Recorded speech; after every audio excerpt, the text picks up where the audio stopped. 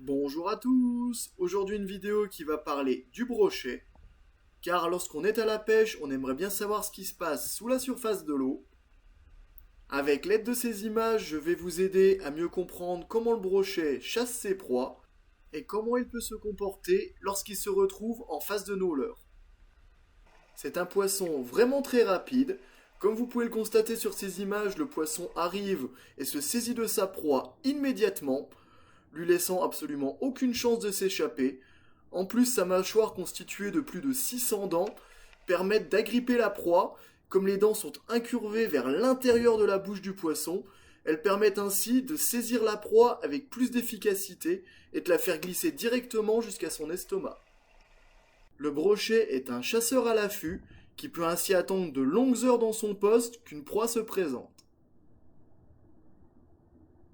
Lorsque la proie est trop grosse ou le brochet trop petit, il va se saisir de sa proie par le côté comme ici, repartir à son poste et tout doucement retourner le poisson afin de l'avaler toujours la tête la première. Il arrive parfois que la proie soit un petit peu trop rapide, comme ici le brochet doit se reprendre à plusieurs fois avant de l'attraper, mais dès qu'il l'a saisie, il pourra immédiatement l'avaler. Là sur ces images nous allons voir le brochet qui va attraper sa proie par la queue, l'emmener directement un peu plus loin, retourner le poisson pour l'avaler la tête la première. Cette façon de l'avaler permet de faire glisser plus facilement le poisson jusqu'à son estomac. Ici sur ces images, nous avons un brochet bien camouflé dans son poste. Il sort en une fraction de seconde, se saisit de sa proie et retourne dans sa cachette pour le digérer. Avec cette technique, le brochet peut avaler des proies de grande taille. Quand les eaux sont froides, notamment en hiver, il va mettre plus longtemps à digérer. C'est pour cela que pendant la digestion, il sera moins actif et il aura moins de chances d'attaquer vos leurres.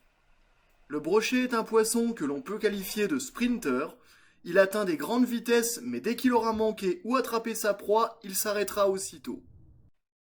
Une fois que le brochet aura attrapé sa proie, il pourra la garder en bouche un long moment. Il se déplacera ensuite pour trouver une zone calme et tranquille où il pourra l'avaler. Quand le brochet choisit d'attraper sa proie sur les côtés, c'est bien souvent qu'elle est trop grosse pour être avalée directement et aura besoin d'être orientée vers le fond de la gorge pour pouvoir l'avaler. Quand la proie est plus petite ou le brochet plus gros, il n'hésitera pas à avaler le poisson d'un seul coup. Comme sur ces images, le brochet arrive et avale le poisson entièrement. Voici pour comparer une attaque de silure. Ce poisson avale le plus souvent ses proies directement. Quand vous pêchez au leurre, le plus important, c'est les animations. Ce sont elles qui vont déclencher les réflexes d'agressivité chez les brochets. Les animations auront pour but de faire passer votre leurre pour un poisson blessé, une proie facile qui va forcément intéresser le brochet, même comme ici vous avez plein d'autres poissons qui sont des proies potentielles, mais votre leurre sera plus attractif par les mouvements saccadés qui le font passer pour un poisson blessé. En fonction de votre type de pêche, vous pouvez utiliser plusieurs animations. Lentes, rapides, utiliser des pauses ou alors des accélérations. Elles auront pour but d'intéresser les poissons et de les faire réagir à votre leurre. Ici, une animation lente avec des saccades juste au-dessus du fond. C'est une technique qui marche mieux lorsque les eaux sont froides, en début de saison ou en hiver par exemple. Quand le brochet est peu actif, il peut être nécessaire de passer son leurre plusieurs fois au même endroit, car le brochet peut observer longtemps sa proie avant de l'attaquer. C'est pour cela qu'en lançant au même endroit, on a plus de chances de déclencher des attaques. Et quand vous ramenez votre leurre, si vous apercevez un brochet qui suit juste derrière, n'hésitez pas à lancer immédiatement au même endroit afin de déclencher son attaque. Car le brochet peut être parfois hésitant, surtout s'il vous voit. C'est pour cela qu'il faut insister un petit peu plus longtemps et varier les animations. Pour déclencher des attaques, il est souvent important d'insister plus souvent, surtout lorsque vous pêchez par eau claire. Et lorsque vous sentez une touche, même minime, il est important de pratiquer un ferrage immédiat, car comme sur ces images, le poisson va saisir le leurre, mais s'apercevoir qu'il y a un problème et immédiatement le recracher. Plus vous attendez avant de ferrer, plus le poisson aura une chance de recracher votre leurre et de partir sans être piqué. Au moment du ferrage, je vous conseille d'effectuer un coup sec et régulier, car si vous tirez trop fort, la bouche du poisson peut se déchirer et provoquer des blessures et des décrochages. Durant cette séquence, je vous montre les effets d'un ferrage tardif. Là, le poisson attaque et avale le leurre d'un seul coup. Mais comme je n'ai pas ferré, le poisson aura le temps de recracher le leurre, il le ressort tout doucement et l'éjecte sans même se piquer. Ici, voici une animation un petit peu plus rapide. C'est une animation qui marche mieux quand les eaux sont chaudes, notamment en été ou en début d'automne. C'est une animation qui va marcher pour des poissons qui seront très actifs en recherche immédiate de proie.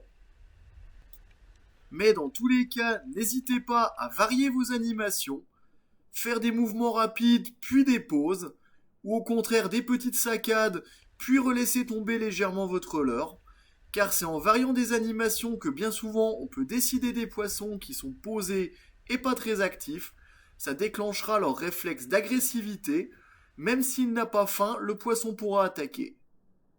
À la pêche au leurre, le plus important pour déclencher les attaques, c'est de réussir à énerver les poissons, à déclencher leur réflexe d'agressivité et les faire réagir même s'ils n'ont pas faim. C'est pour cette raison que varier les animations et insister sera bien souvent payant. Les poissons réagiront de manière bien différente, mais en règle générale, la pêche au leurre, c'est une pêche active où il faut toujours se déplacer, rechercher le poisson, mais aussi savoir insister sur certains postes. Dans cette partie de la vidéo, je vais vous parler des leurres dures. Ce sont des leurres qui n'ont pas ou peu de parties souples. Ce sont des leurres qui vont effectuer plus de vibrations sous l'eau. Ils contiennent bien souvent des billes bruiteuses qui vont provoquer les réflexes d'agressivité des poissons. Pour les animations de ces leurres, c'est relativement similaire aux leurres souples. Il suffit de les ramener en linéaire plus ou moins rapidement en fonction de la profondeur que l'on veut atteindre. Et dès que l'on fait des petites animations, ça va faire bouger le leurre et le fera passer pour un poisson blessé. Comme pour le leurre souple, c'est les animations qui vont lui donner cette nage et qui vont déclencher les réflexes d'agressivité des brochets.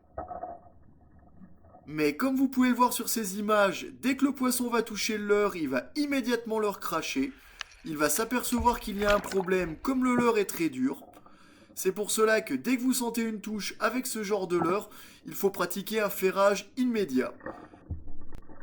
Plus vous ferrez rapidement, plus le poisson sera piqué facilement. Car s'il a le temps de s'apercevoir qu'il y a un problème, il n'hésitera pas à recracher. Sur cette séquence, vous pouvez entendre le bruit du leurre sous l'eau. C'est le bruit qu'entend les brochets et ce qui va précipiter son attaque. Ce bruit sera le bruit d'un poisson en difficulté, une proie très simple à attraper qui va forcément attirer sa curiosité. C'est les mouvements du leurre aussi qui lui donnent cette impression et vont accélérer les attaques. Merci beaucoup d'avoir suivi la vidéo. Comme toujours, si vous avez des questions, l'espace commentaire est là pour vous. Je vous souhaite à toutes et à tous bonne pêche et à très bientôt pour de nouvelles vidéos. Au revoir.